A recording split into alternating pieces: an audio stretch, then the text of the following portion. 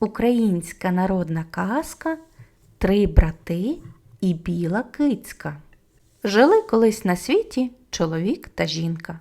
Вони мали 3 синів – Іванка, Штефанка і Романка. Коли сини підросли, чоловік сказав жінці: «Ану, спечи паляницю Іванкові, най іде у світ, може, десь знайде свою долю». Жінка спекла паляницю, поклала хлопцеві в торбинку і сказала: «Щасливої дороги, синку, іди у світ, але не будь там довго. Знайди хоч трошки гаразду і вертайся додому, бо нам буде сумно без тебе». «Добре, мамо, я скоро вернуся». Пішов Іванко.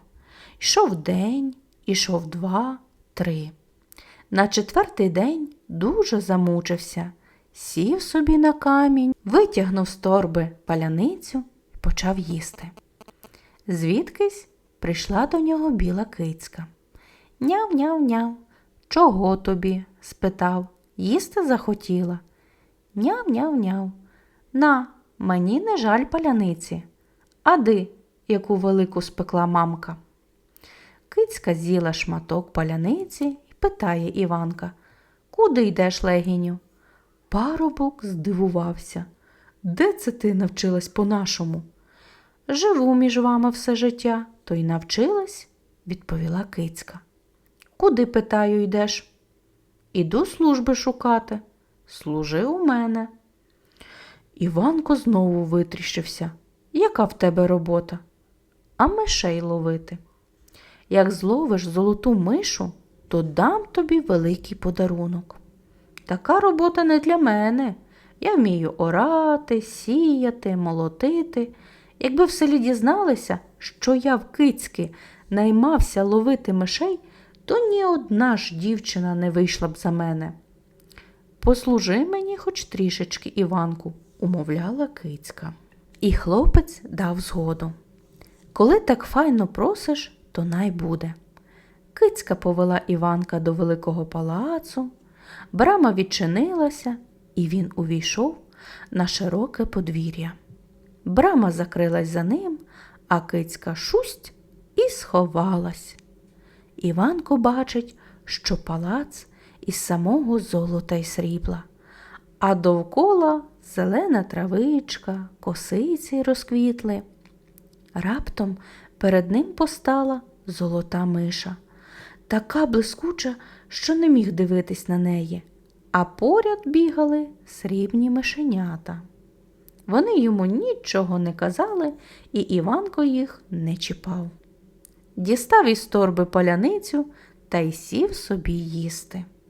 Золота миша озвалася: «А я теж голодна». «Мені не жаль паляниці, мишко», – відповів Іванко і кинув їй шматок. Минула ніч, ранком знову з'явилась кицька. Іванко втішився, сказав: «Шукай собі, газденько, кота, бо ловити мишей не моє ремесло». «Послужи ще 1 ніч», – просила його кицька. «Не можу, бо вже з'їв усю паляницю, треба вертатися додому». Кицька насипала йому до торби срібла і сказала: «Нікому не кажи ані слова, що ти бачив». «Добре, кицько, не скажу». Іванко вернувся додому. Того самого дня, коли він вернувся, чоловік сказав жінці: «Спечи 2 паляниці, і най Штефанко йде у світ шукати гараздів». Жінка спекла 2 паляниці, поклала синові в торбину і сказала: «Іди у світ, Штефанку, але не будь там довго, бо нам буде сумно без тебе». «Не журіться, мамо, я скоро вернуся». Штефанко пішов. Ішов 1 день, 2, 3. У дорозі змучився і дуже зголоднів. Сів коло кринички, витягнув із торби паляницю і почав їсти. Раптом чує: «Няв-няв-няв». «А ти звідки взялася тут, кицько?» – зрадів хлопець кішці. Що, сапаєш у полі і їсти захотіла? Мені не шкода паляниці. На, трохи поїж.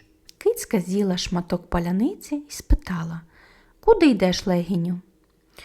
Іду у світ шукати служби. То наймися в мене. А що робити в тебе? Здивувався хлопець. Будеш мишей ловити. Ні, це мені не пасує. Ти послужи у мене хоч 2 ночі, я заплачу. 2 ночі можу послужити.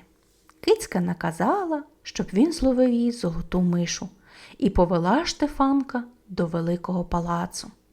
Брама відчинилася, а потім закрилася. Кицька одразу пропала. Штефанко ходить по двору, щипає паляницю, коли дивиться, а перед ним золота миша зі своїми срібними мишенятами. «Дай мені кавальчик паляниці», – попросила мишка. «Мені не шкода паляниці, але ти так блищиш, аж очі болять. Ти з чистого золота?» «Із чистого, Штефанку. Ти, мабуть, дуже дорога?» «Дуже, легіню», – відповіла мишка. Минув ще 1 день. Штефанко поділився із золотою мишкою і другою паляницею. Прийшла біла кицька. «Няв-няв-няв, ти зловив мені золоту мишу?» «Ні, мишей ловити не моє ремесло. Це ти можеш робити сама. Відчини браму, піду додому». Кицька насипала йому до торби срібла і попросила: «Не говори нікому, де ти був і що бачив. Буду мовчати, як риба», – пообіцяв хлопець. Вернувся він додому, а батько каже матері: «Спечи, жінко, 3 паляниці, та най іде Романко». Жінка спекла 3 паляниці, поклала в торбину і сказала наймолодшому: «Іди, Романку, та не будь там довго, бо нам буде сумно без тебе». «Не хвилюйтеся, мамо», – відповів їй син і подався у світ. Ішов він день, другий, третій. 4-го дня вийшов на широке поле і сів коло криниці. Витягнув паляницю і почав їсти. Раптом звідкись прийшла біла кицька. «Няв-няв-няв. Чого тобі, кицько? Захотіла їсти? На, мені не шкода паляниці». Відламав кавалок і дав кішці. Вона поїла і спитала: «Куди йдеш, Романку?» «У світ». «Чого?» «Шукати служби». «Наймись у мене». «То що в тебе робити?» «Якщо мені зловиш золоту мишу, живою або мертвою, то я тобі віддячу». Хлопець почухав потилицю. «Хоч мишей ловити не моє ремесло, але 2-3 дні зможу послужити». Романко поклав у пазуху камінь і пішов за кицькою, яка повела його до великого палацу. Брама відчинилася, увійшли на подвір'я. Кицька несподівано зникла. Там, де вона стояла, гей без-під землі вийшла золота мишка із своїми срібними мишенятами. Романко спочатку дивився на ту мишу, нічого не казав, а відтак розсердився. «Нащо ти ходиш довкола мене?» «Ходжу, бо тебе не боюся», – відповіла мишка.